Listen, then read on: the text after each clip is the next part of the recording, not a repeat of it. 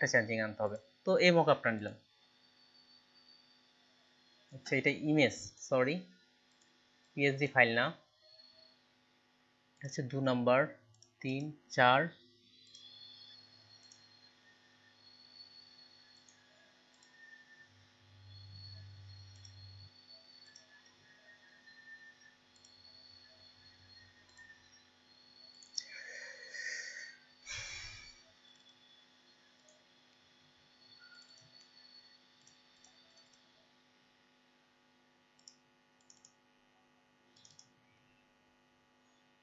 আচ্ছা আপনি এখানে আপনার ডিজাইনটা শো করাতে যাচ্ছেন সরাসরি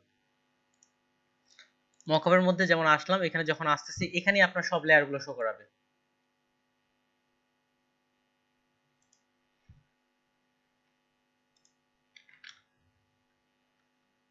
এটা কি বলতেছেন? না ভাইয়া, তাহলে আচ্ছা কিভাবে বুঝাবো? আচ্ছা আপনি ভাইয়া আমি আপনি বলি স্ক্রিন সেটা শেয়ার হচ্ছে করে যে বলতে পারেন। হ্যাঁ বলেন। মানে আ- আমরা যখন ডিজাইনটা করি তখন আমরা কিভাবে করি, মকআপ ওপেন করি, তারপর হচ্ছে যে মকআপ করে আমরা মকআপটা পাশে মানে পাশাপাশি দুটো থাকে, ডিজাইন আর মকআপ। যেমন আপনি আমার ডিজাইনটা দেখলেন, আপনার ডিজাইন থেকে বের হয়ে আবার মকআপের মধ্যে ঢুকে আবার মকআপ দেখতে হচ্ছে।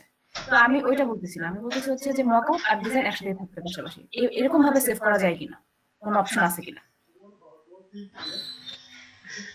আসলে আপু আমি এখনো বুঝতে পারিনি, আপনি স্ক্রিন শেয়ার করে বলতে পারেন। আসলে আপনি বলবো কি করতে চাচ্ছেন আমি বুঝতে পারিনি এখনো। তাহলে এই দিক থেকে আমি মনে করছি সরাসরি আচ্ছা ভাইয়া, আমি বলি আপনি সাপোজ আপনি একটা ডিজাইন আচ্ছা করছেন আমি এখন। একটা ডিজাইন ওপেন করতেছি, ঠিক আছে আমি একটা ডিজাইন ওপেন করতেছি, আপনি বলেন পূর্বের করা একটা ডিজাইন আমি ওপেন করতেছি। আচ্ছা আমি বলি, হ্যাঁ আপনি করেন, আমি আচ্ছা বলি। আচ্ছা পূর্বের করে একটা ডিজাইন ওপেন করলাম বা এই ডিজাইনটা আমরা করে ফেলছি, তারপর কি করব বলেন। আচ্ছা এটা ভাই আপনি এখন মক আপ করবেন। আচ্ছা এটাকে মকআপ করব, তো ব্লিড হ্যাঁ নিলাম, এটা মকআপও করে ফেলতেছি।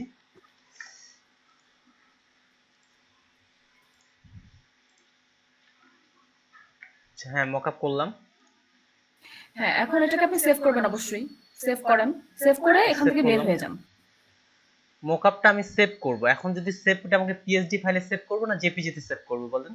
হ্যাঁ পিএইচডি তে করবেন। আচ্ছা পিএসডি তে সেভ, মকআপটাকে সেভ করব। মক আপটাকে না, আপনি ডিজাইনটাকেও করবেন, মক আপটাকেও করবেন। আমি যখন মানে আচ্ছা ডিজাইন এর আমার মধ্যে অলরেডি, ঢুকবো। এই যে ডিজাইন দেখেন এটা কিন্তু আমার আলাদা একটা ফাইল, এটা একটা ফাইল, ঠিক আছে ডিজাইনকে আমি অলরেডি সেভ করে বের হয়ে গেলাম। ঠিক সিমিলার মকআপটাকেও আমি একটা পিএসডি ফাইল, এটাও ডেস্কটপে সেভ করলাম। এটাকে কি কেটে দিব এখন?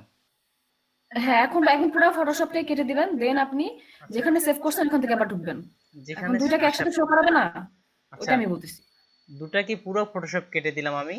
আচ্ছা হ্যাঁ অলরাইট এটা নো, আবার ফটোশপে আসতেছি। ফটোশপে না ভাইয়া, তাহলে কোথায় যাব?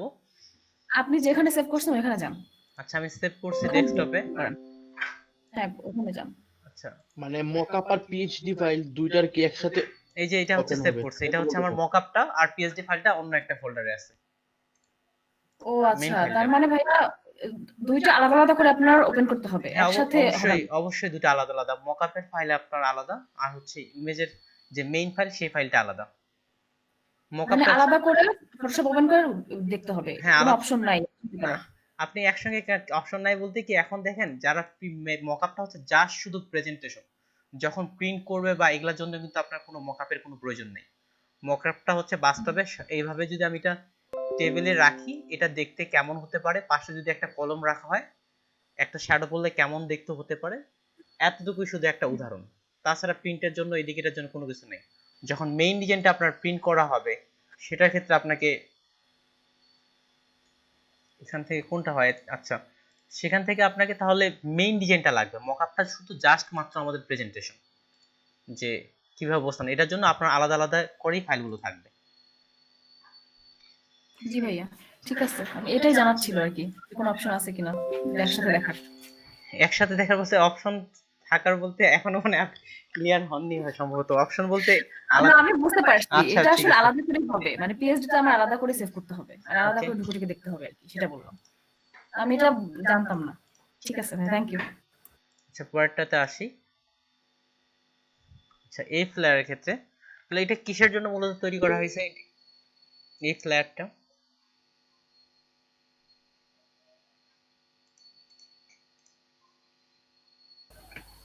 Business flair. আচ্ছা, বিজনেস ফ্লেয়ার কোম্পানি নাম। আচ্ছা আচ্ছা, ওকে। আচ্ছা, যে ডিজাইন বা কালার গুলো করছেন একদিক থেকে ঠিক আছে, তবে এটা কি অনেকটা বিজনেস ফ্লেয়ার আমার তেমন একটা মনে হচ্ছে না।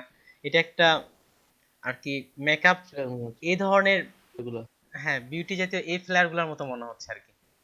হ্যাঁ ভাই, আমি কালার থেকে কি করতে পারি নাই।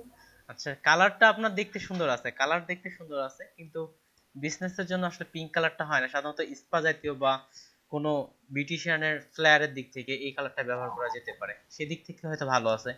আপনি চাইলেই এটাকে আপনি ওইটাতে কনভার্ট করতে পারেন, বিজনেসের জন্য আসলে ততটা এই কালারটা যাচ্ছে না। আর আগের তুলনায় এইটা আরো ভালো হয়েছে, যেমন ডেভেলপিং বা এই বিষয়গুলো এখান থেকে হাইলাইট করার বা এই বিষয়গুলো আগের থেকে মোটামুটি ভালো হয়েছে।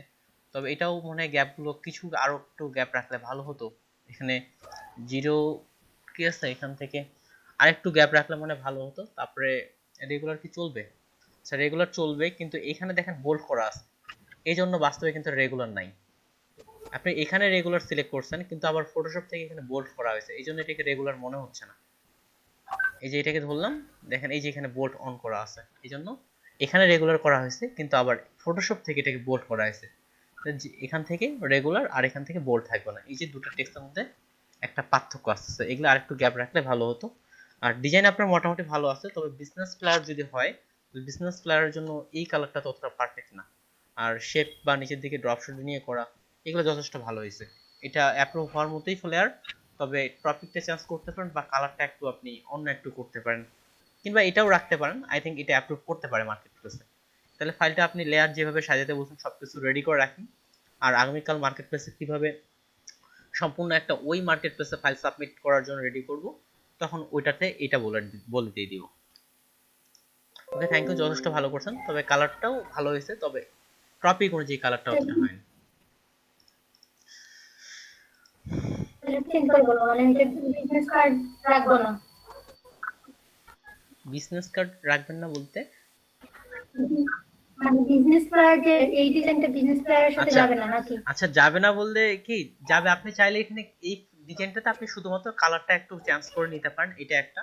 আর যদি আপনার মনে হয় যে বিউটিশিয়ানের যে ফ্লেয়ার গুলো আছে বা এই ধরনের ফ্লেয়ার গুলো আপনি গ্রাফিক ডিজাইনে সার্চ করুন, ওখানেও পেয়ে যাবেন, ওখানেও কিন্তু আপনি এখানে এই ধরনের ফ্লেয়ার গুলো পেয়ে যাবেন। সেক্ষেত্রে আপনি প্রোডাক্ট বা ইমেজ গুলো চেঞ্জ করে টপিক গুলো চেঞ্জ করতে পারেন, যেটা আপনার ভালো মনে হয় সেটাই করতে পারেন। চাইলে আপনি কালারটাও চেঞ্জ করে একটা কর্পোরেট জাতীয় যে ফ্লেয়ার গুলোতে যে কালার গুলো ব্যবহার হয় সেই কালার গুলো নিয়ে আসা যেতে পারে। ভাইয়া, হ্যাঁ বলেন। ওকে ভাই। ভাইয়া উনি যদি হচ্ছে শুধুমাত্র টেক্সট গুলা লাইক বিজনেস রিলেটেড যে টেক্সট গুলা দিছিল যেগুলো লিখছে ওগুলা চেঞ্জ করে বিউটিশিয়ান রিলেটেড ইনফরমেশন গুলো দিলেই তো হয়ে যাবে, তাই না? হ্যাঁ হ্যাঁ, ওটাই হবে, ওটাই কথা বলতেছিলাম, টেক্সট গুলো বা ইমেজ গুলো চেঞ্জ করে শেপ গুলো একই রকম থাকবে, সেই হিসাবে এটা করা যেতে পারে। কিংবা বিজনেস যেহেতু ফ্ল্যাশ, সেক্ষেত্রে বিজনেস রিলেটেড যে কালার গুলো ব্যবহার করা যায় সেইগুলো দিলেও করা যেতে পারে। ওকে, আমরা দেখেন আমরা বর্তমান যে হিসেবে বা এদিক থেকে আসেন, এদিক থেকে এভাবে হলে আসলে মার্কেট প্লেসে টিকে থাকা যাবে না বললেই চলে, অলরেডি বলছি, সেজন্য আরেকটু বেশি পরিশ্রম করার বা এদিক থেকে চেষ্টা করবেন। আপনাদের এখন কমপক্ষে প্রত্যেকেরই কমপক্ষে 10 থেকে 12টা করে বিজনেস কার্ড রেডি হওয়ার কথা প্রয়োজন ছিল, তাও আবার ইউনিক কার্ড যথেষ্ট এদিক থেকে রেডি করার একটা প্রয়োজন ছিল। আর এদিক থেকে ফ্ল্যাট কমপক্ষে 4 5 6টা করে থাকার দরকার ছিল, যেটা হচ্ছে আপনাদের পার্সোনাল ইউনিক ফ্ল্যাট। আর এদিকে ফ্রিল্যান্সারের কন্টেস্টের জন্য অলরেডি আপনাদের শুরু করে দেওয়া দরকার। ঠিক আছে, আমি এখানে বিজনেস কার্ড লিখি সার্চ করি, বিজনেস কার্ডে দেখি নতুন কোনো বিজনেস কার্ড আসছে কিনা। আচ্ছা, লোগো অ্যান্ড বিজনেস কার্ড, লোগোটা যেহেতু যায়নি, character design, business card and update logo, এটা একটু দেখি। Business card and logo, create a business card, আচ্ছা এটা দেখা যেতে পারে।